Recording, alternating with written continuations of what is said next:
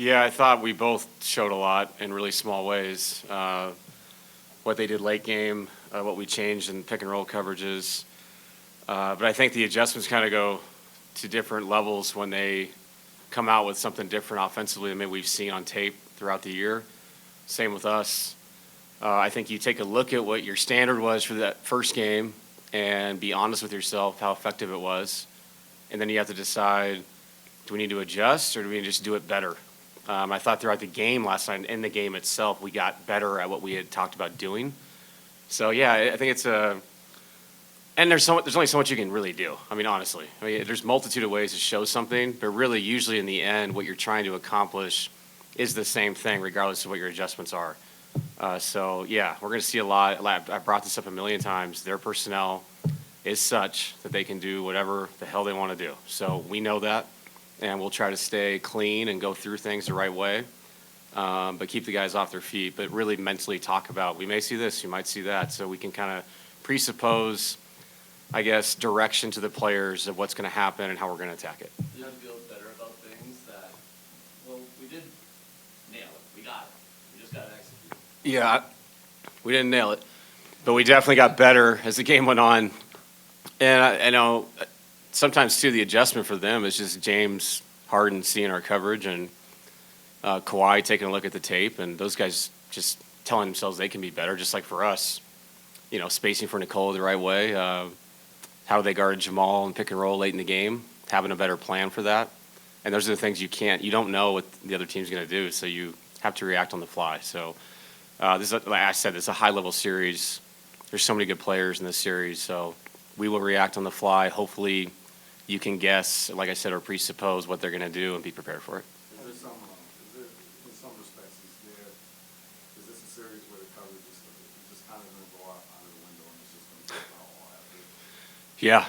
I mean, I thought the end of the game was like that. It was a very high-level AAU game there for a while. It was almost like pressing and trapping all over the court. I mean, in a way. Like we were up with James. They were sending a third defender, Jamal and Nicola, and you're just relying on effort, fly around, and trust. And when you have guys this skilled in this series, Nikola Jokic, Jamal Murray, like I said, James, Kawhi, it does come down to effort. After you take the ball out of their hand, can you fly around and make multiple effort plays to win a playoff game? So we made just enough of those. They made a lot themselves. So we know tomorrow's going to be the same thing. It's going to be a grind. On the offensive end with that, though, obviously you're leaving refs open. How much about today is, okay, if it gets to this and it's a household effort, we're going to be strategic in how we use him in those moments? For sure. We talked about that. We talked about who we'd like to be responsible flashing of the ball to create those 2v1s, those 3v2s behind the defense.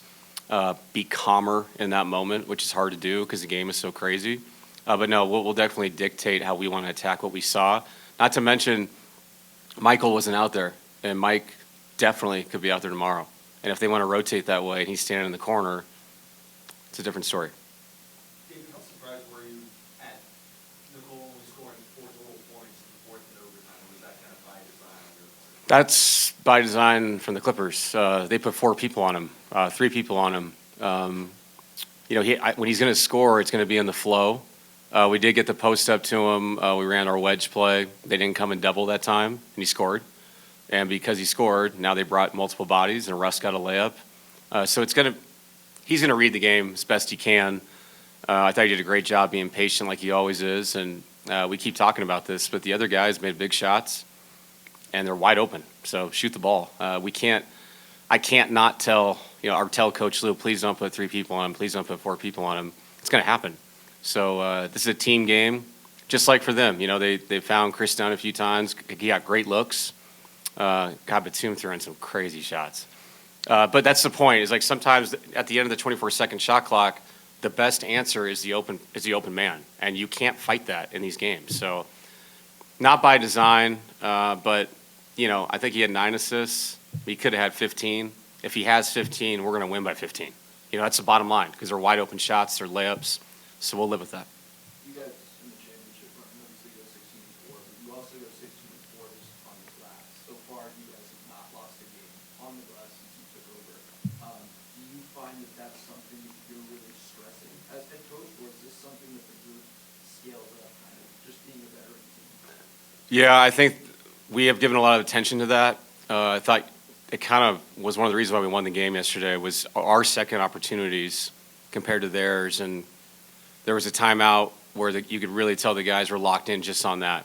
Okay, if we're going to give all this effort and fly around and be up and pick and roll and rotate, and they take a shot and they get the rebound, well, what's the point?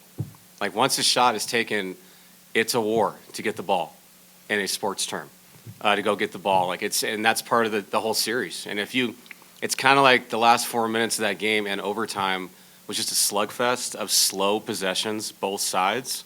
And if you can just have 3 more opportunities in them because you win the offensive glass and they don't, it's a big deal. Extra opportunities in a game like that go a long way. So, yeah, it's a point of emphasis. It's part of the physicality of the series. You have to own your spot, regardless if it's Zubats and you're small, or we had so many possessions yesterday where 3 guys attacked Zubats. It was amazing. That's what it's got to be like for game 2. How do you praise your malleability after game 1? Just your willingness to go away from certain things that may have been, standard for you guys. He's been a coach throughout his career who's been praised for that and his in-game adjustments. How would you look at him as somebody who, especially in the playoffs, has been willing to do some things in that game? Coach Lou? Yeah. Oh, he's been incredible at it for years. And I look up to that. I also look up to his disposition of how he coaches a game. There's a calmness to him. And I think when you're calm, you can make creative decisions at a higher level instead of just freaking out and just doing this and doing that. And, oh, my God, that didn't work. Okay, let's go do that. They don't feel like that to me. He never has felt like that to me. And being calm in those moments with your staff to make the right decision is huge. And that's why he's been one of the best coaches in our league for a long time. So, yeah, I've looked up to him for a long time. This is weird, crazy to compete against him in the playoffs, but cool he said that because, utmost respect for him. Is there anything you've noticed from how Michael Porter responded to poor play last night or just from the benching? Is there anything you've seen after the game or today? Yeah, I talked to Mike. No, Mike's fine. This is the reality of it. We're going to play guys that are going to play well in that game. Believe me, there was multiple times when they changed their defense. I'm not stupid. I was like, I cannot believe I don't have Michael Porter in the game right now standing in the corner. But you have to go off feel, and I thought our defensive intensity and energy is what won us the game, and it felt like those 5 guys, it just felt like the right answer. And maybe it was, maybe it wasn't. I just know we won the game. So I'll have the same thing tomorrow. I'll look at it the best I can and make the most unselfish decision I can make for the group to try to score more points than the Clippers in game 2. Given the shooting season that AG had, what kind of dynamic does that add to the offense if he's a guy that they're willing to dare to shoot? Yeah, and it's funny, AG is so talented that you want him in 2 places at once. He's a corner 3-point shooter, but he's also the best guy to have in the dunker. So it's hard. And there were multiple times last night where I was kind of going back and forth, like, do I put Russ in the dunker? But he's a smaller guy. It's hard to finish against a guy like Zubats or whoever's out there, Kawhi. AG is going to finish that. But at the same time, AG has shot the ball so fluidly all year long. So those are decisions we're going to have to make throughout the game. And it'll depend on how they're rotating, how aggressive they're rotating, and is the dunker more important than him taking a wide open shot? He made a huge 3 last night also. So, to see CB, Russ, and Aaron all make shots in key moments, that's growth for our team, and that has continued. Last one, David, I know your high school coach has been here for the week. Is that game going to be there tomorrow? Why did you want him here? What's your relationship like with him? How much have you leaned on him? Yeah, he coached me. I coached with him. I coached against him. He's one of the best coaches I've ever been around. This whole NBA thing's cool, but he knows a lot more than the majority of the people coaching this league. So that's the main reason. He's a really good friend, understands the game, but 7 state championships, 600 wins, 25 league championships. I don't mind having that person around. Thank you, Coach. Yep. Thanks, David. Thanks.